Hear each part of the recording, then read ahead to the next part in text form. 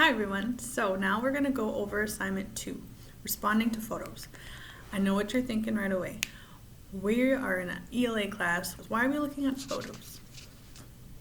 So ELA, we tend to focus on reading and writing, but what we forget is that ELA can also be listening, viewing, speaking, and representing.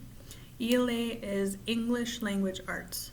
It's the way we use English to express ideas and stories. And we can express ideas and stories with photos and videos and through me speaking and through listening to others speak. So it's the way that we express art and stories. So one way that we're going to focus on is photos. In the reading here, I explained 2 ways that we can view photos. And these are 2 ways that are going to help you view the photos in this assignment. So the first one is color.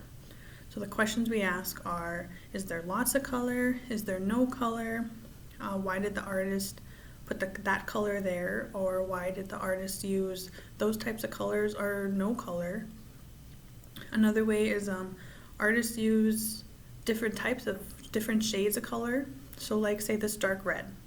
It's dark, this isn't a very happy shirt, it's just like a dark red shirt. But had I been wearing a shirt like this red, it's really vibrant. Had I been wearing a shirt this color, I think my shirt would stand out a lot more than this does. Now if I even wore a shirt this color, this is a really happy color. Had I worn a shirt this color compared to my dark red one, those are 2 very different feelings. So artists use that purposely when they make their art and they choose their color. Okay, so they use those colors to represent feelings too. So like I said, if it's dark, it might make me feel scary or mean or sad. If you use big bright colors, you might feel happy. So artists use that intentionally. A space is the next one that I highlight there. So space is a different one. Space is the way that you use a canvas. So look at this video right now. I'm the only thing in the middle. You can't see anything in the other space. So I'm in the middle, there's nothing in my background or beside me, so you can't focus on anything else but me. Had I changed this viewfinder and added things to the screen, it takes the focus off of me and you would look at other things. And I might purposely want that, but right now I want you to just look at me while I'm explaining the assignment so I don't have anything. Let's add stuff and put me off a center. So let's add a chair and let's add this cup in front of me and another cup and this big old thing. That really changes the space in this image. And it's a little harder to focus on me now because you got all these different things in the photo taking away the focus off of me. So remember that when viewing these photos. Artists use it purposely to tell a story or to focus your attention on a story. Okay, so I showed an example on the next page with a turtle. So look at your photo. Here it is there. My nails.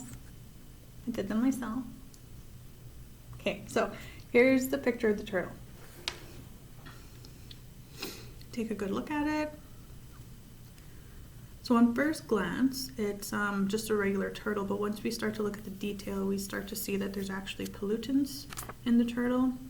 Like there's a bottle there, there's another bottle, what is there? It looks like a coffee cup, some dead scraps of a fish, this might be some paper, that's a spoon. So you're going to answer these 3 questions on the next 2 photos. What does the artist's use of color make you think or feel? What does the artist's use of space make you think or feel? What story is the artist trying to tell? What does it make you feel or think? So question 1, what does the artist's use of color make you feel? In this particular photo, there's no color. It's just black or white. So to me, that means that this photo is kind of sad. Had it been bright and full of green and color and life, it would make me think of life and the beauty of nature. But because that's all sucked out of the photo and there's nothing but black or white, it doesn't really seem that beautiful.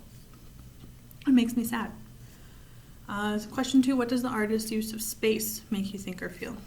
Again, there's not a whole lot going on in the background. The turtle takes up the biggest portion of the photo, and it's right in the center. So that's the first thing I look at. These little fishies and swimming on the side I don't look at them right away.